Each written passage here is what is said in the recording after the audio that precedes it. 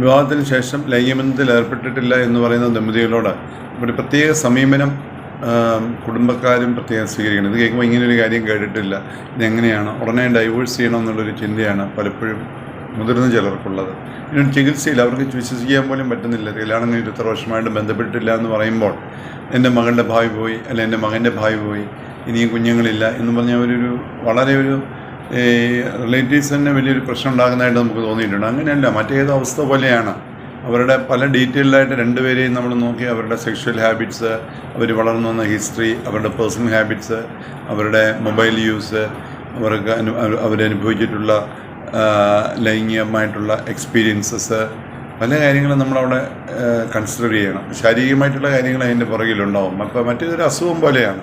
ഇത് നമ്മൾ ട്രീറ്റ് ചെയ്യണം. കുടുംബാംഗങ്ങളും ട്രീറ്റ് ചെയ്യുന്ന ഡോക്ടറും എല്ലാം വളരെ സൗമ്യമായിട്ടിരുന്ന് അവരുടെ മാനസികവും ശാരീരികമായ പ്രശ്നങ്ങളിലേക്ക് ഇറങ്ങിച്ചെന്ന് കാര്യങ്ങൾ കണ്ടുപിടിക്കാൻ ശ്രമിക്കണം.